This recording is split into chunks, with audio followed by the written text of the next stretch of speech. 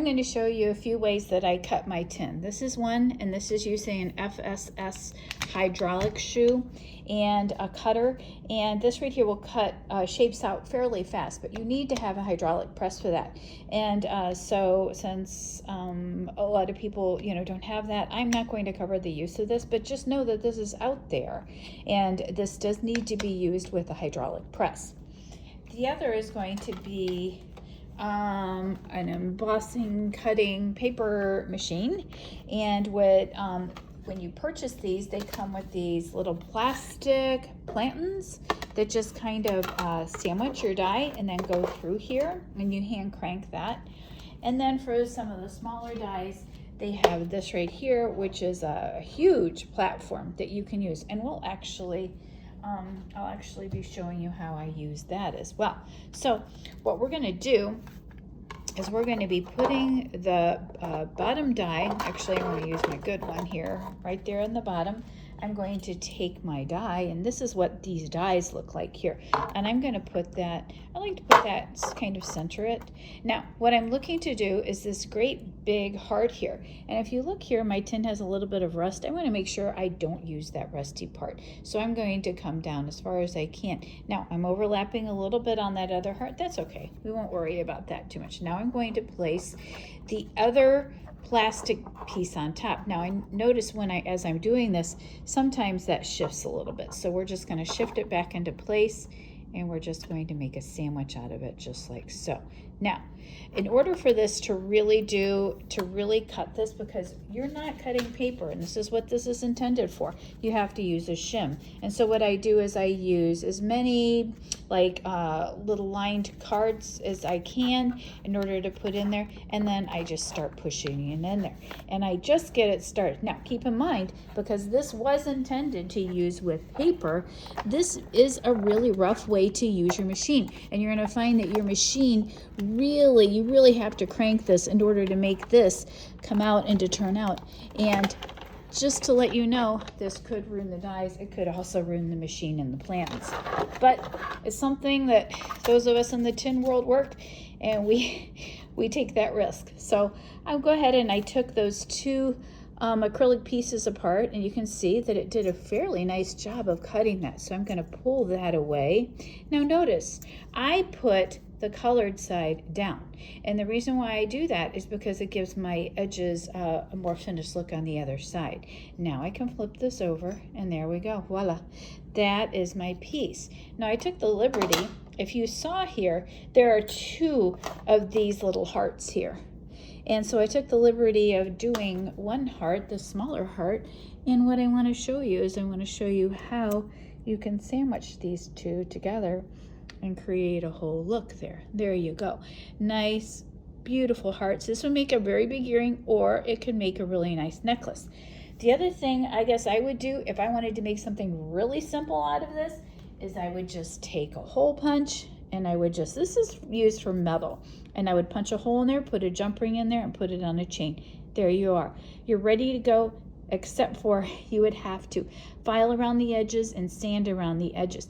Keep in mind, this piece is very, very sharp, and you want to make sure that you file around all the edges of both pieces here.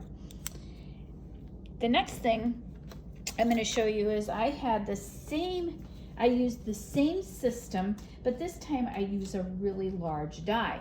And with this die, it was so large, I couldn't use it all for a piece of earring or any kind of jewelry, but there was a component on it which I thought, oh my gosh, that would be really cool for making earrings. So I cut only the parts that I wanted, and then I created this kind of look here. Couple holes on the either end of those stalks, and you've got yourself earrings after sanding the edges.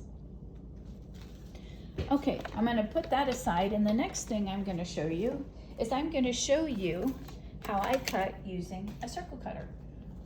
And what I do is I use one of those mouse pads, and you can get these at thrift stores or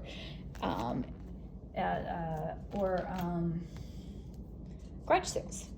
And what I do is I have I take a look and I think, oh, that, like, maybe, hey, that piece there, that would be kind of cool. So what I'm going to do is I'm going to go ahead and I'm going to cut that piece out. right there. And notice I'm using my little scissors here. I should be using my gloves. You really want to make sure that you're using your gloves for this.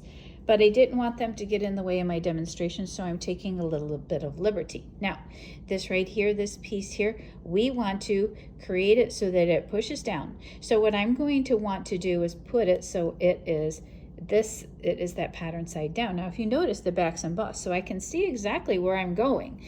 So what I'm going to do is I'm going to take this right here, it's called a disc cutter, and I'm going to take my disc cutter and I'm going to just put it in here. I can see that. Let me see if I can make this. There we go. Oops. Here we go.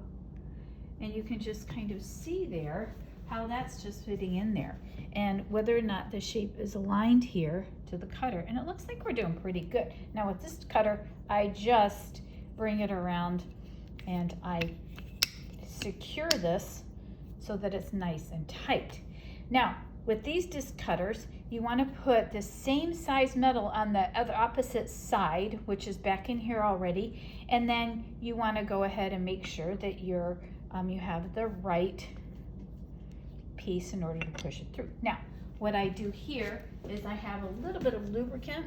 We can use the lubricant just to lubricate your cutter here, your cutter piece, or what we can do is we can go ahead and add a little bit of beeswax. It's kind of up to you. Okay, but you do want to lubricate it, but so it keeps these nice and sharp.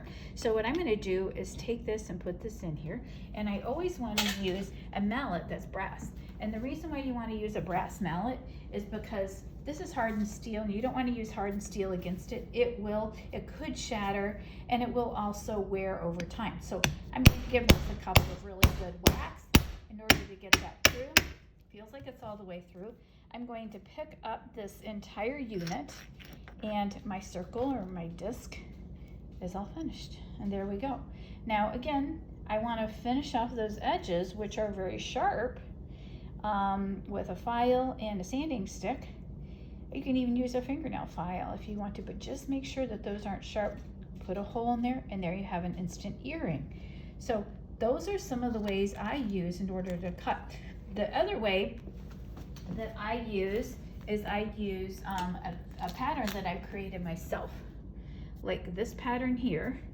And what I do is I take this, tape it down on the metal, on the tin, and then I just cut around it using my shears. Now, these shears are very good for cutting around edges because they're so fine, and that's what they're built for. These are not serrated, so it's really nice. Your edges will not be serrated.